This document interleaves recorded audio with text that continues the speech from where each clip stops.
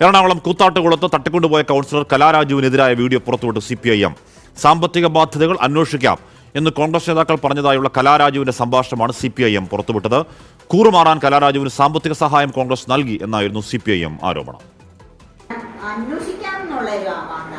ചെറിയൊരു വാക്കിന് ചേച്ചി പോകേണ്ട കാര്യമില്ല. ആ ഒരു ചെറിയൊരു വാക്ക് പോലും വന്നില്ലല്ലോ ബാക്കി ഭാഗത്തു നിന്നാണ് ഞാൻ ചോദിക്കുന്നത്. ചെറിയ വാക്ക് പോലും ഇത്രയും വർഷങ്ങളായിട്ട് ചേച്ചിയുടെ കൂടെ പാർട്ടിയാണോ? ഇന്നലെ ഒരു വാക്ക് പറയാനാണ് അവരെ കൂടെയാണ് നിൽക്കണ്ടേ? ഇത്രയും വർഷം കൊണ്ട് ഒരു നിമിഷം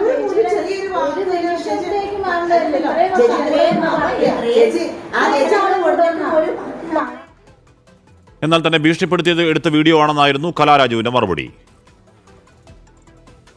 ഇല്ല, അന്ന് ഞാൻ പറഞ്ഞില്ല. അന്നത്തെ പിന്നെ അന്ന് അടിച്ച് ഒതുക്കി വീട്ടിൽ കൊണ്ടുവിട്ടതിന് ശേഷം അവരൊരു നേതാക്കന്മാര് പോലും എന്ത് കണ്ട് ജീവിച്ചിരിപ്പുണ്ടോന്ന് പോലും അവർക്ക് അറിയത്തില്ല.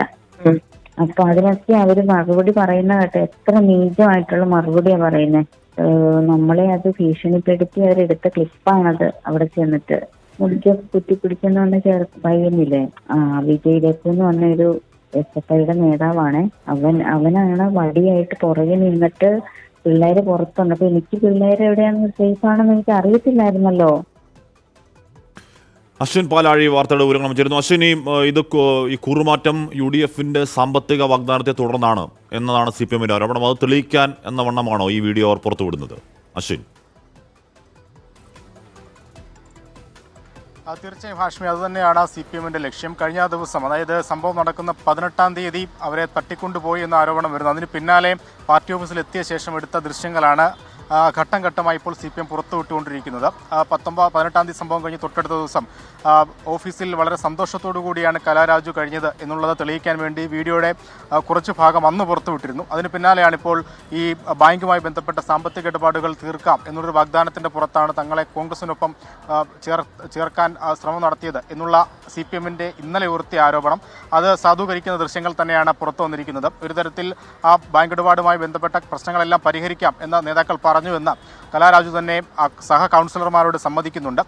പക്ഷേ ഇത് ഭീഷണിപ്പെടുത്തിയെടുത്ത വീഡിയോ ആണ് എന്നുള്ളതാണ് കലാരാജു എന്നോട് പ്രതികരിച്ചിരിക്കുന്നത്. പക്ഷേ CPM പുറത്തുവിട്ട വീഡിയോ കണ്ടാൽ മനസ്സിലാകുന്ന ഒരുപക്ഷെ ഇവർ അറിയാതെടുത്ത ദൃശ്യങ്ങളാണ് എന്നുള്ളതാണ്. കാരണം ഈ സഹ കൗൺസിലർമാരൊക്കെ ഇവരെ അനുനയിപ്പിക്കാൻ ശ്രമിക്കുന്നുണ്ട്. എന്തിനാണ് UDFനൊപ്പം പോയത്?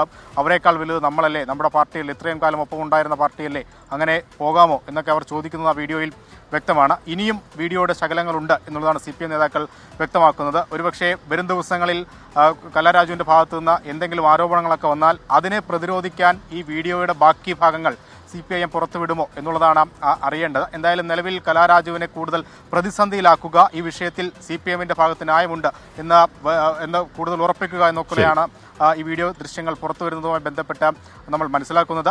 എന്തായാലും ഇന്നലെ സഭയിൽ പ്രതിപക്ഷമടക്കം ഈ വിഷയം വലിയ പ്രശ്നം ഉന്നയിച്ചതാണ്. അതിന്റെ തുടർച്ചയിൽ കൂടി വേണം ആ വീഡിയോ CPM പുറത്തുവിടുന്നതിനെയൊക്കെ കാണാൻ.